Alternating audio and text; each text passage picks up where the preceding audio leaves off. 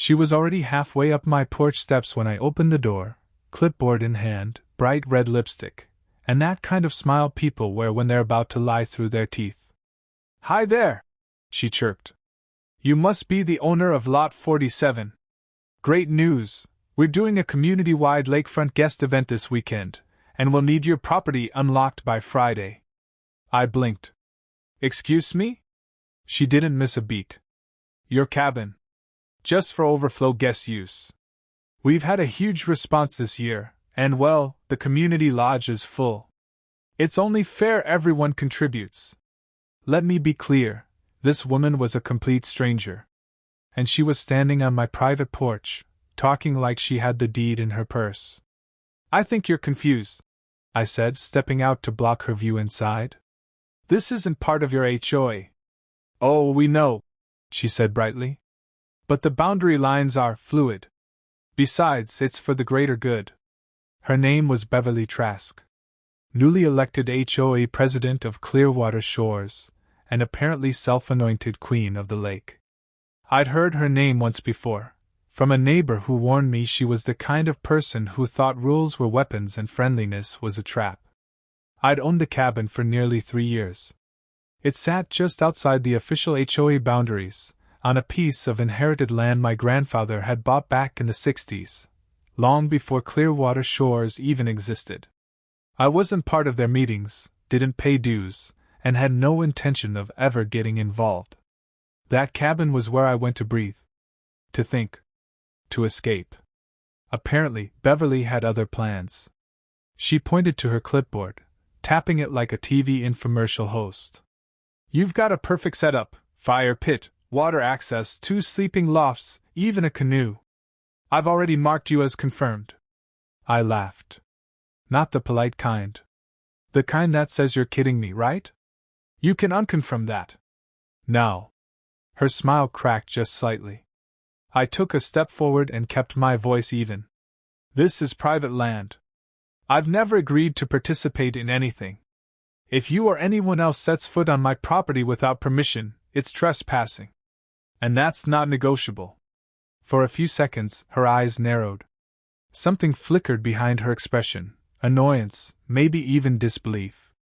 Like she couldn't process the idea that someone had just told her. "No."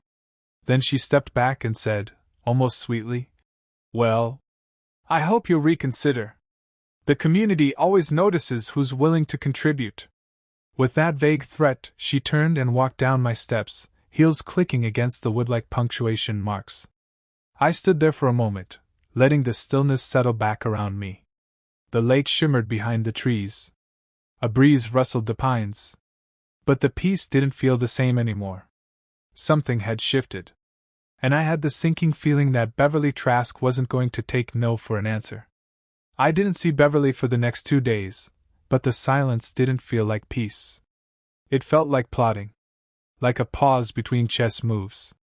On Tuesday morning, I woke up to the sound of tires on gravel. I looked out the window and saw a black SUV parked halfway across my driveway. Tucked under its wiper blade was a plastic-covered sheet that read, "Community Cooperation Notice, Temporary Event Access Designation." At the bottom was a logo I didn't recognize and a disclaimer that the property had been provisionally included in the Lakefront Wellness Initiative. Effective immediately. It was signed, Clearwater HOA Administration.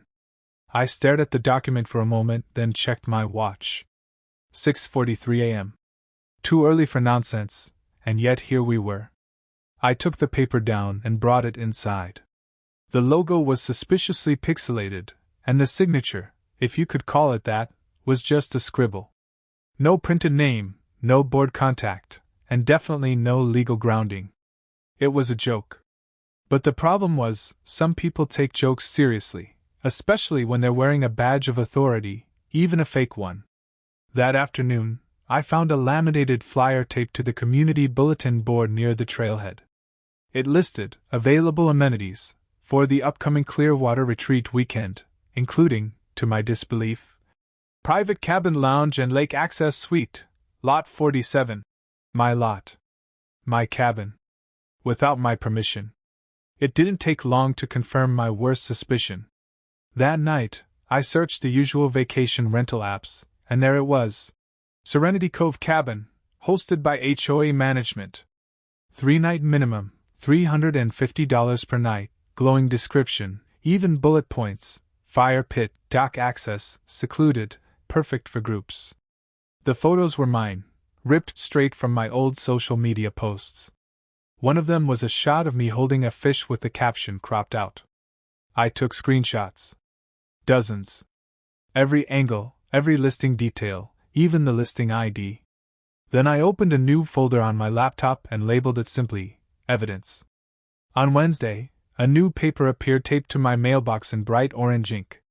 Notice of Noncompliance, Community Participation Standard 3B, Non-Cooperative Resident Behavior. It was laughable.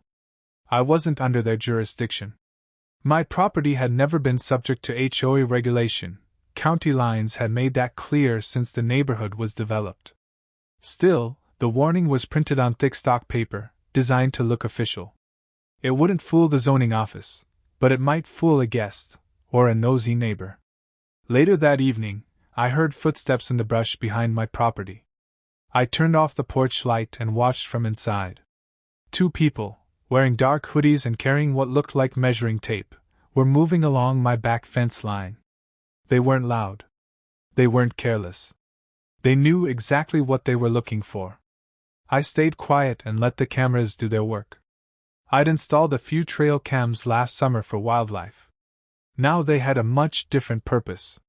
Thursday brought a different kind of pressure. 2 women approached the cabin mid-morning, both wearing matching teal polos with the HOA crest stitched on the chest. They didn't step onto my porch, clearly briefed on the boundary, but they did knock on the gate post and call out in sing-song voices. "Hi there! Just performing a routine inspection for the upcoming weekend. We'll be taking a few quick measurements for community compliance." I stepped out calmly. "You'll be doing no such thing. This isn't HOA land. You have no right to inspect anything." One of them smiled with thin lips. "Sir, refusal to participate may result in a formal citation and restriction of access privileges." I couldn't help but laugh. "Access to what? My own land?" Their smiles twitched. They didn't argue. They just walked off, scribbling something on a clipboard that I doubt had anything real on it. That was the moment I knew this wasn't about confusion anymore. This was about power. Control. Beverly and her little regime couldn't stand that my land sat just beyond their reach, and rather than accept it, they were trying to rewrite the map around me. By the time Friday came, the war had gone fully passive-aggressive. Someone had placed directional signs on the lake trail. "Event parking this way," and "Overflow lounge." All arrows pointed toward my property line. Guests started showing up early, strangers in polos and sun hats asking if this was the check-in for the lake suite. When I told them no, their confusion always followed the same pattern. "But we were told, isn't this part of the HOA?" Beverly said. I didn't blame them. They were pawns in a game they didn't realize was happening. I printed a large sign and nailed it beside my gate. "Private property, not part of HOA, no trespassing. All entry without written permission will be reported to the sheriff."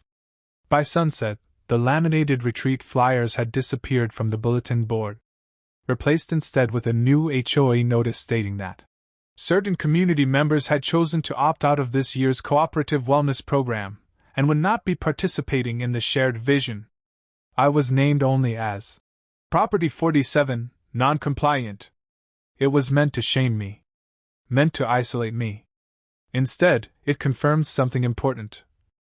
They weren't just testing my boundaries. They were terrified of what would happen if I stood firm. So I did what I knew they wouldn't expect. I said nothing. I added 2 more trail cams. And I waited. By Saturday morning, I had 4 trail cameras set up across my property, one near the driveway, one behind the cabin, one facing the dock, and another tucked in a birdhouse at the edge of the trail. I checked the footage just after breakfast.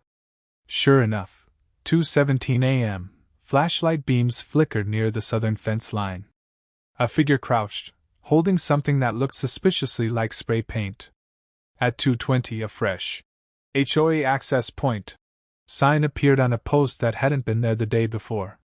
They were claiming my property one fabricated sign at a time. I downloaded the footage, marked the timestamps, and saved still images into the evidence folder. Then I called a lawyer. Her name was Melissa Quinn, a sharp, no-nonsense property rights attorney based in the next county over. When I explained the situation, she let out a short, dry laugh. "Let me guess," she said. "Clearwater Shores? You've heard of them? I've had 3 clients call me about them this year. You're not the first they've tried this with, but you might be the first to document it this well." I emailed her everything. The fake rental listing, the fabricated violation notices, screenshots from guest apps, and the trail cam footage. She reviewed it that evening and called back with one piece of advice: don't escalate. Just keep collecting. Let them bury themselves. I could do that. I was good at patience. Beverly, on the other hand, clearly wasn't. Sunday brought an unexpected knock on my door, not from the HOA, but from a man in his 60s with a long gray ponytail and a faded Vietnam veteran ball cap. "Name's Hal," he said. "I live down by the West Trail, cabin 12. Mind if I sit?" He'd heard rumors about what Beverly was doing to the guy in lot 47. He wanted to share his own story. "She tried this crap on me last spring," he said, nursing a thermos of coffee. "Claimed my shed was on community-maintained land. Told me if I didn't pay a utility alignment fee, they'd remove it." I raised an eyebrow. "Did you?" "Hell no. But I didn't have what you've got, photos, footage, proof." I just barked loud enough, and they backed off. We talked for an hour. He mentioned others who'd been pushed. Some had paid the fines, others had moved out quietly. I jotted down names. That night, I sent out a few emails. Ruth, an older neighbor who used to serve on the original HOA board, replied first. Then came Denise from Lot 21, and Joel from the Bluff lot. All of them had stories. We set a meeting for Tuesday. No big declarations. Just a cookout. Burgers and bottled water. No HOA banners. Just the unofficial HOA resistance. The cookout turned out better than I expected. 9 people showed up, half the street, really. Everyone brought something: pie, potato salad, stories. Beverly came up often. No one liked her. They just didn't know how to fight back.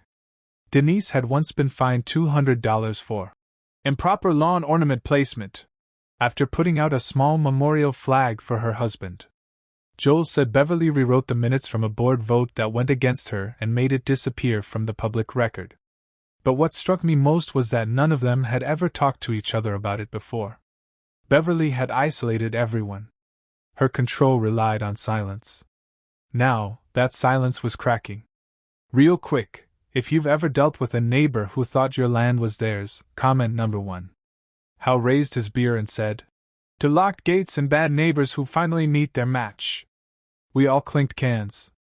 By Wednesday, the war had resumed in new forms. A laminated sign appeared near my dock. "Community kayak launch, do not block pathway."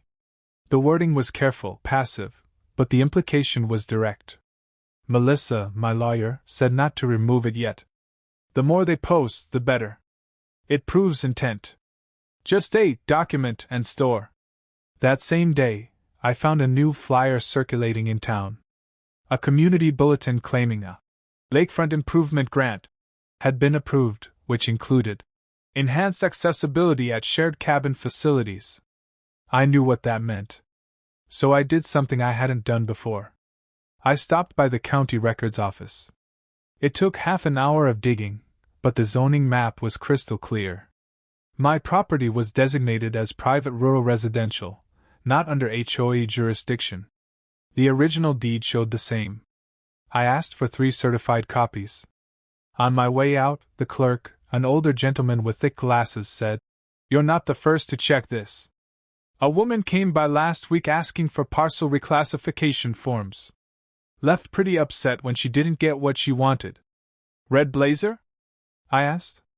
He nodded. and a real sour expression. Beverly. Back home, I got a call from Ruth. She sounded breathless, excited. I found something, she said. From the original HOA charter. Before Beverly rewrote half of it. She showed up 10 minutes later with a manila envelope and a triumphant grin. Inside were faded copies of the first HOA bylaws, written in the late 90s before the lake was even fully developed.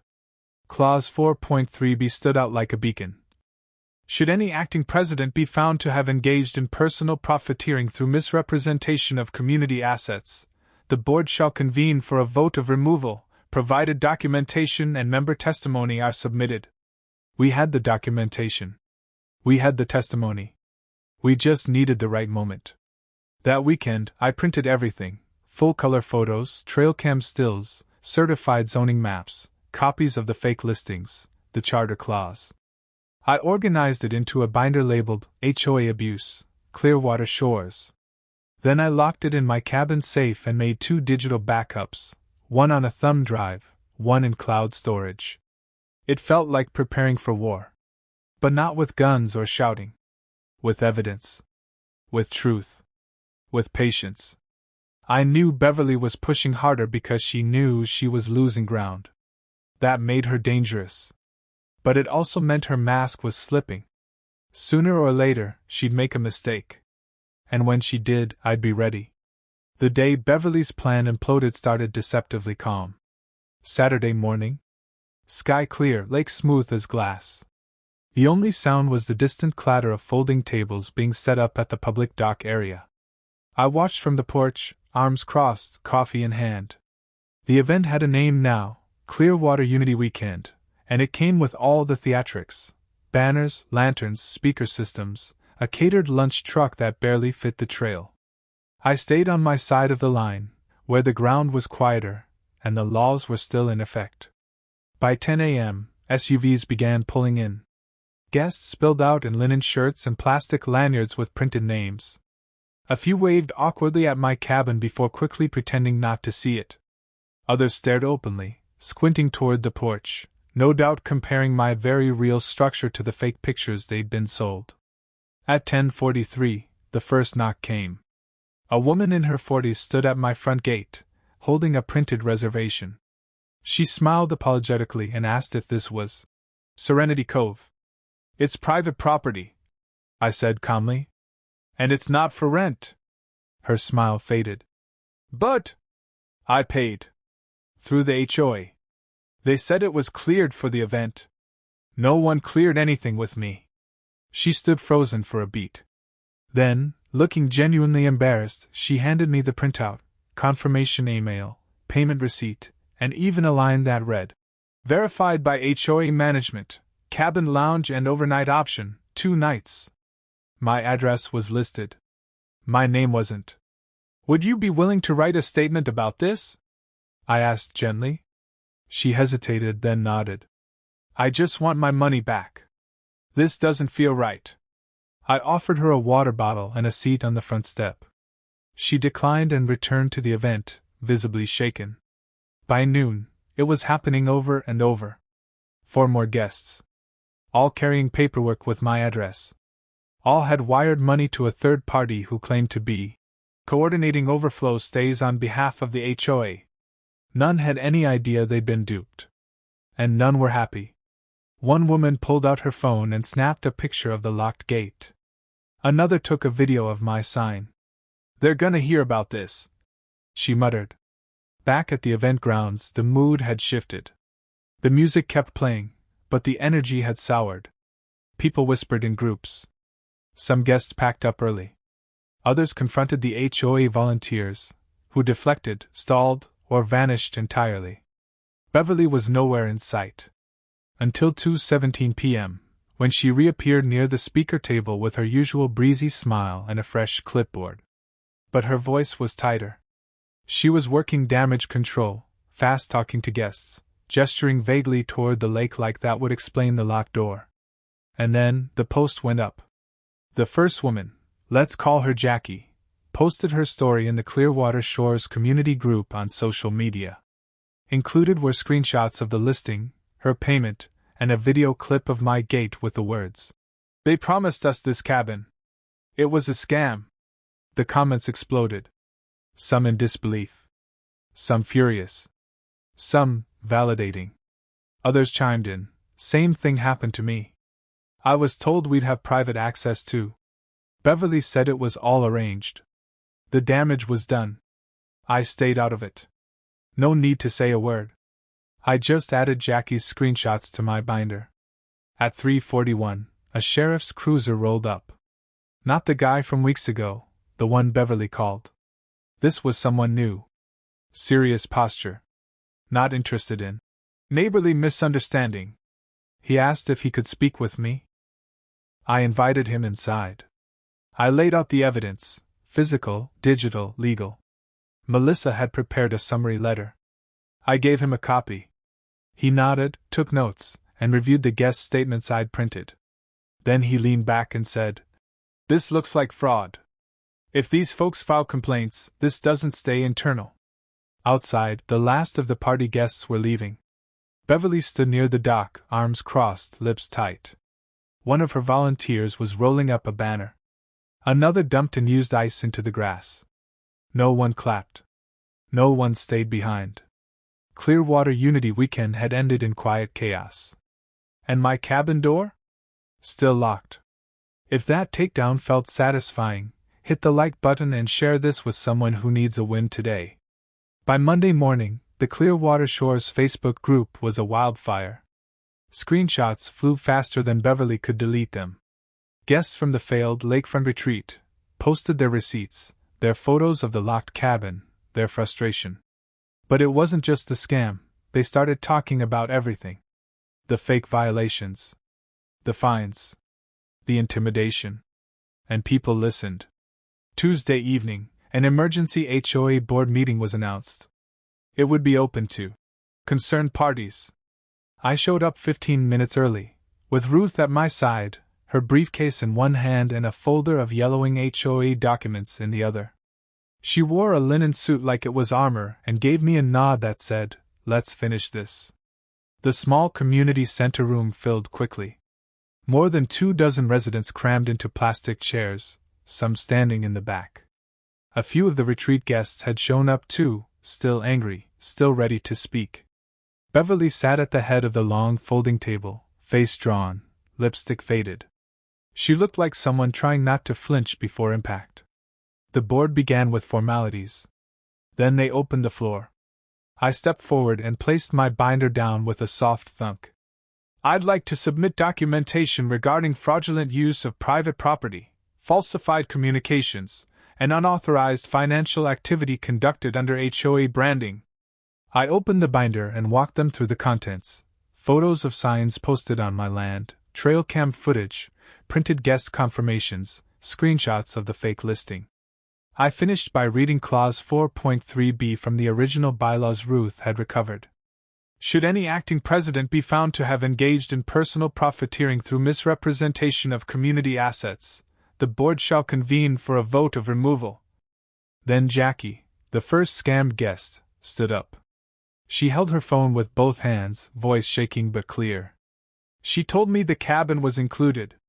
She took my money. I lost nearly $1,000. When I asked for a refund, she stopped responding. I trusted this community. Now I feel used." Her words cut through the room like wind across water. More voices followed: Denise, Joel, Hal. One by one, they told their stories. When they finished, Beverly stood. She opened her mouth but said nothing at first. Then she mumbled something about miscommunication, rogue volunteers, technical glitches. Her voice cracked. No one clapped. No one nodded. When the vote was called, the board moved fast. 7 members. 7 hands went up. It was unanimous. Beverly was removed, effective immediately. She didn't speak. She didn't argue.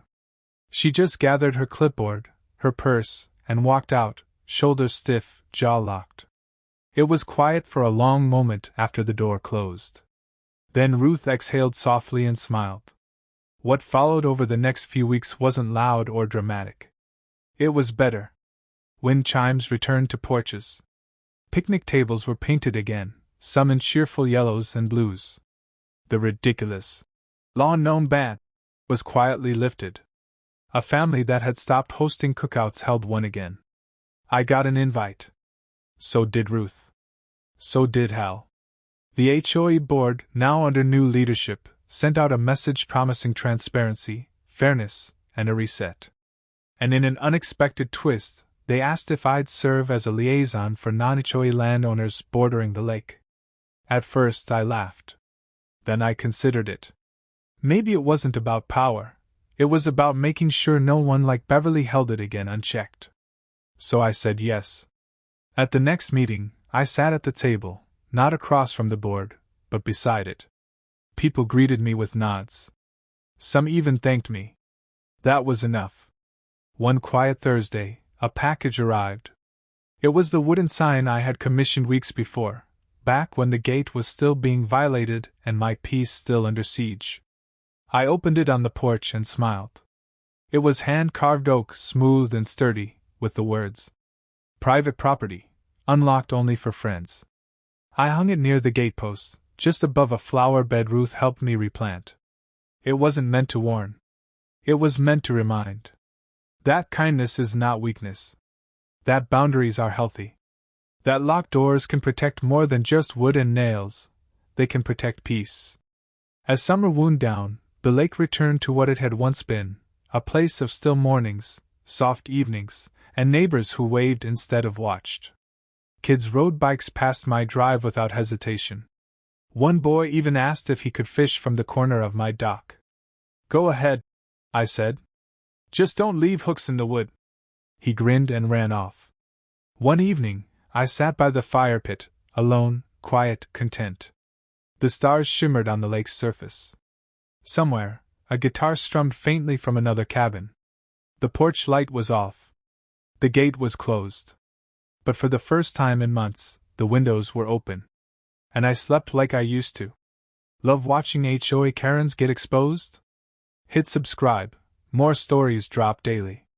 This story isn't just about a locked cabin, it's about standing firm when others try to cross lines they have no right to. In life, there will always be people like Beverly, those who abuse authority, twist rules for their own gain, and count on your silence. But boundaries matter. Ownership matters.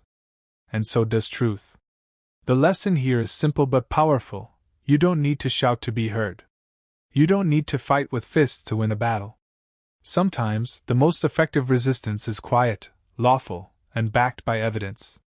And when you hold your ground, not out of spite, but out of principle, you give others the courage to do the same. It also reminds us of the strength in community. When neighbors stop whispering and start speaking up, real change happens. Corruption withers in the light of shared truth. So whether you live by a lake, in a suburb, or anywhere someone thinks they know better than you, remember this: kindness isn't weakness, and silence isn't agreement. Stand your ground. Because peace, once defended, becomes a legacy.